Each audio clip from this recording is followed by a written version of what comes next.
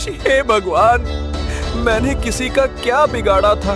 मेरे साथ ही ऐसा क्यों हो रहा है? ऐसी जिंदगी जीने से अच्छा है मैं मर जाऊं। Welcome to our new podcast. आज हमारे साथ जुड़ी हैं कणिका जी, जिनकी सुनाई हुई डरावनी कहानी ने हाल ही में इंटरनेट पर तहलका मचा दिया। उनके चैनल पर डाली उस वीडियो को अभी तक 10 मिलियन से भी ज्यादा लोगों ने देखा है। लेकिन आज हम जानेंगे उस कहानी की पूरी सच्चाई। कणिका जी, स्वागत है आपका हमारे नए पॉडकास्ट में। विवेक जी, आपका बहुत धन्यवाद मुझे यहाँ बुलाने के लिए। लेकिन सबसे पहले मैं ये कहना चाहती हूँ कि ये कोई कहानी नहीं है, ये मेरे जीवन की सबसे डरावनी सच्चाई है, मेरे सबसे प्यारे दोस्त विराज की सच्चाई। ये कह के कणिका रोने लगी। अरे कणिका जी, संभालिए खुद को। आप चाहें तो हम शूटिंग रोक सकते हैं। नहीं, मैं ठीक हूँ। विराज को एक भयानक श्राप लगा था जिसके कारण उसकी मृत्यु हो गई, और वो जिस तरह मरा, भगवान ऐसी मौत दुश्मन को भी ना दे। ये बात 1 साल पहले की है। सुबह का वक्त था। विराज कॉलेज जाने की तैयारी कर रहा था। उसकी माँ रसोई में चाय नाश्ता बना रही थी और पिताजी अखबार में डूबे हुए थे। माँ, जल्दी नाश्ता दो, मैं लेट हो जाऊंगा। सुन बेटा, पेट भर के खाना खा ले, रास्ते में जल्दी मत करना और समय से लौट आना। विराज जल्दी से नाश्ता खत्म करता है और माँ के गले लगकर बैग उठाता है। कॉलेज पहुंचने पर उसकी नजर हमेशा अपनी दोस्त कणिका पर टिक जाती थी। कणिका उसकी बचपन की दोस्त थी, खुशमिजाज, समझदार और क्लास की सबसे होशियार लड़कियों में से एक। उसकी एक्टिविटी और कॉन्फिडेंस ने हमेशा विराज को इंस्पायर किया था। दोनों में गहरी दोस्ती थी, एक दूसरे के राज, हंसी मजाक सब कुछ शेयर करते थे। कणिका की फाइनेंशियल हालत ठीक नहीं थी, इसलिए वो कॉलेज के साथ जॉब किया करती थी। एक दिन कणिका को काम खत्म करते करते बहुत देर हो गई। जब वो ऑफिस से घर के लिए निकली तो थोड़ी परेशान थी। सड़कों पर सन्नाटा छा चुका था। कणिका अपने आप से बोली, उफ़्फ़ो, यार इतनी रात हो गई, लेकिन मैं भी क्या करती, काम ही इतना ज्यादा था। ये सोचकर वो रास्ते पर चलने लगी। देर होने के कारण कोई टैक्सी मिलना भी मुश्किल था जिससे वो घर जा सके। रास्ता बहुत सुनसान था, हवा भारी और ठंडी थी और आसपास बिल्कुल सन्नाटा था।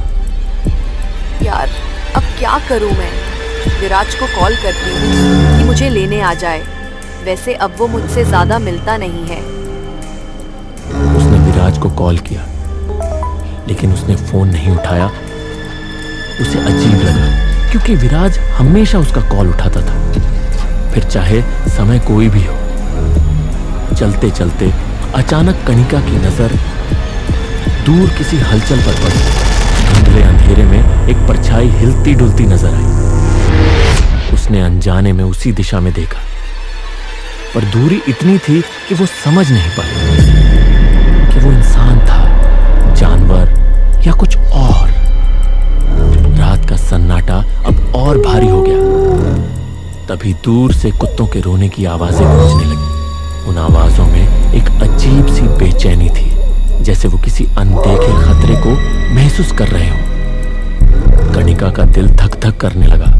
उसने मन ही मन बुदबुदाया, हे भगवान, ये कुत्ते इतनी जोर जोर से क्यों भौंक रहे हैं? माँ कहती थी जब कुत्तों को कोई बुरी शक्ति, कोई अनहोनी का आभास होता है तो उनकी आवाज ऐसे कांप उठती है।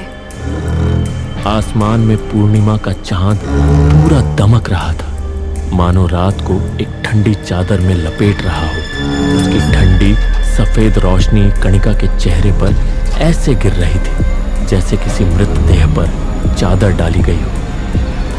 पसीने की बूंदें उसके माथे पर चमक रही थी, मगर उस ठंडी रोशनी में उसका चेहरा और भी ज्यादा फीका और डर से जड़ा हुआ दिख रहा था।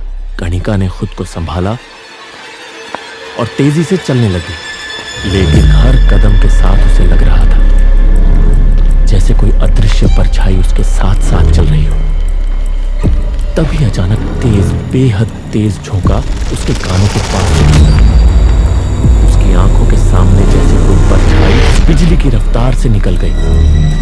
उसके बाल जोर से पीछे उड़ गए और वो डर के मारे ठिठक कर खड़ी रह गई। उसकी आंखें चौड़ी हो गई, गला सूख गया और वो कांपती आवाज में बोली, कौन है वहां?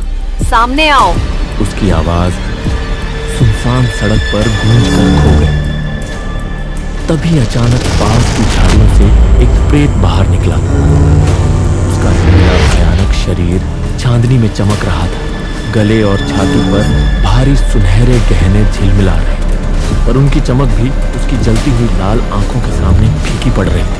वो गुस्से से दहाड़ रहा था। उसे देख कनिका के पैरों तले जमीन खिसक गई। वो पीछे हटने लगी। तभी वो प्रेत हवा को चीरता हुआ उसकी ओर बढ़ने लगा। उसके पांव जमीन को छू भी नहीं रहे थे, मानो वो अंधेरे का ही हिस्सा हो। डर से कांपती कनिका ने अपनी आंखें कसकर बंद कर ली और हड़बड़ाते हुए हनुमान चालीसा पढ़ने लगी। हे हनुमान जी, मुझे बचा लो, कृपा करना। अगले ही पल सब कुछ भयावह खामोशी में डूब गया। जब उसने धीरे धीरे अपनी आंखें खोली तो उसे समझ ही नहीं आया कि अभी उसके साथ क्या हुआ था। पूरा रास्ता एकदम सुनसान था। वो हाँफते हुए बिना पीछे देखे तेजी से चलने लगी। कुछ ही दूर उसे एक ऑटो आता दिखाई दिया, मानो भगवान ने ही उसकी रक्षा के लिए भेज दिया हो। भैया, भैया रुकिए, मुझे घर जाना है, जल्दी। हड़बड़ाकर वो उसमें बैठ गई और कांपती आवाज में बोली, भैया प्लीज तेज चलाइए, जल्दी घर पहुंचा दीजिए। पूरी रात उसके दिल की धड़कनें थमने का नाम ही नहीं ले रही थी। अगली सुबह जब उसने न्यूज ऑन की तो उसकी रूह कांप गई। न्यूज पर दिखाया जा रहा था, कल देर रात एसपी रोड पर एक युवक की रहस्यमयी मौत हो गई। ये कोई साधारण हादसा नहीं था। लोगों का दावा है उन्होंने उस जगह पर अजीब आवाजें और एक परछाई घूमते हुए देखी है। पुलिस इसे अब तक हादसा मान रही है, लेकिन आम जनता इसे किसी श्राप या प्रेत आत्मा का असर बता रही है। आखिर सच्चाई क्या है, ये तो आने वाला वक्त ही बताएगा। कनिका के हाथों से मोबाइल छूटते छूटते बचा। उसके दिमाग में कल रात की परछाइयां और वो प्रेत का चेहरा बार बार घूमने लगा। उसे एहसास हुआ कि जिस रास्ते पर वो थी वहां मौत उसके बिल्कुल पास से गुजर कर निकल गई। ये तो वही रास्ता है। हे हनुमान जी, मैं तो बाल बाल बच गई। जैसे तैसे खुद को संभाल कर कनिका कॉलेज पहुंची। उसके मन में अब भी रात का खौफ घूम रहा था। क्लास शुरू हुई ही थी कि अचानक टीचर की गंभीर आवाज गूंजी और सभी छात्रों का ध्यान उनकी ओर चला गया। बच्चों, पिछले कुछ दिनों से शहर में रहस्यमयी मौतों की घटनाएं बढ़ रही हैं। लोग अचानक अजीब हालातों में मरे हुए मिल रहे हैं। पुलिस इन वारदातों के पीछे कौन है इसका पता लगा रही है। इसलिए मेरी आप सबसे गुजारिश है, देर रात तक बाहर मत रुकना, सुनसान रास्तों से बचो और सबसे जरूरी सतर्क रहना। पता नहीं अगली बारी किसकी हो। क्लास में एक सन्नाटा छा गया। कल अगर हनुमान जी ने मेरी रक्षा ना की होती तो उस आदमी की जगह मैं मरी होती। कनिका ने विराज को बहुत तलाश किया, लेकिन वो कहीं नहीं मिला। तभी कनिका को कॉल आया। विराज, कहाँ है तू? कनिका, आज रात क्या हम मिल सकते हैं? तुमसे कुछ जरूरी बात करनी है। मैं तुम्हें लोकेशन भेजता हूँ। ठीक है। कनिका विराज से मिलने पहुंची। वो जगह एक खंडहर थी। चारों तरफ सन्नाटा पसरा हुआ। इंसान तो दूर, हवा तक थमी हुई लग रही थी। तभी उसकी नजर एक कोने में पड़ी। वहां विराज चुपचाप बैठा हुआ था। कनिका सावधानी से विराज के पास पहुंची। विराज ने धीरे धीरे अपना सिर उठाया।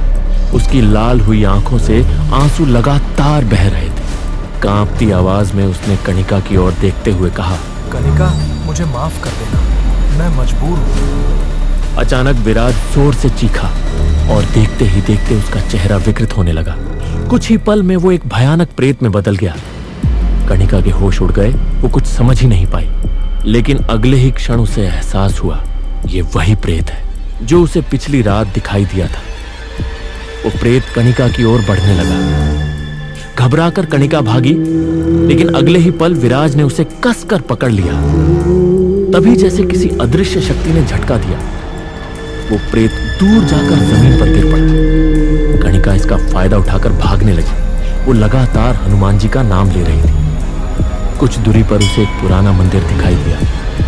चमत्कार की बात यह थी कि वो मंदिर हनुमान जी का ही था। अंदर प्रवेश करते ही कणिका ने देखा वहां प्रभु की एक प्राचीन मूर्ति स्थापित थी जो टूटी फूटी दीवारों के बीच भी अलौकिक तेज से चमक रही थी। कणिका हांफती हुई दौड़कर मंदिर के भीतर चली गई। पीछे पीछे विराज भी वहां पहुंचा, लेकिन जैसे ही उसने मंदिर में कदम रखने की कोशिश की, एक अदृश्य शक्ति ने उसे उछालकर दूर पटक दिया। मंदिर के द्वार पर अचानक एक चमत्कारी लकीर खींच गई, मानो स्वयं प्रभु ने मर्यादा खींच दी हो। उसी पल भीतर स्थापित हनुमान जी की प्राचीन मूर्ति तेज प्रकाश से दमक उठी और पूरा खंडहर दिव्य आभा से भर गया। कणिका आंसू भरी आंखों से प्रभु का धन्यवाद करने लगी। अब उसे साफ साफ समझ आ चुका था, शहर में हो रही रहस्यमयी मौतों के पीछे असल गुनहगार विराज ही था, जो अब भयानक प्रेत बन चुका है। आखिर विराज को हुआ क्या है? वो ऐसा भयानक प्रेत क्यों बन गया और मुझे क्यों मारना चाहता है? मैं तो उसकी सच्ची दोस्त हूँ। कणिका का मन कई सवालों से घिर चुका था, पर समझ नहीं आ रहा था कि क्या करे। उसने हनुमान जी के सामने देखा और कहा, प्रभु, अब आप ही कोई रास्ता दिखाइए। माँ बाप के जाने के बाद आप ही मेरे माता पिता, आप ही मेरे भाई हैं। तभी मंदिर के बाहर जोरदार चीख गूंजती है। विराज का विकृत प्रेत रूप कांपने लगता है। उसकी आंखों की लाल चमक बुझने लगी और उसका शरीर धीरे धीरे इंसानी रूप लेने लगा। अगले ही पल वो पूरी तरह इंसान बन गया और दर्द से तड़पते हुए जोर जोर से चिल्लाने लगा। हे भगवान, मैंने किसी का क्या बिगाड़ा था? मेरे साथ ही ऐसा क्यों हो रहा है? ऐसी जिंदगी जीने से अच्छा है मैं मर जाऊं।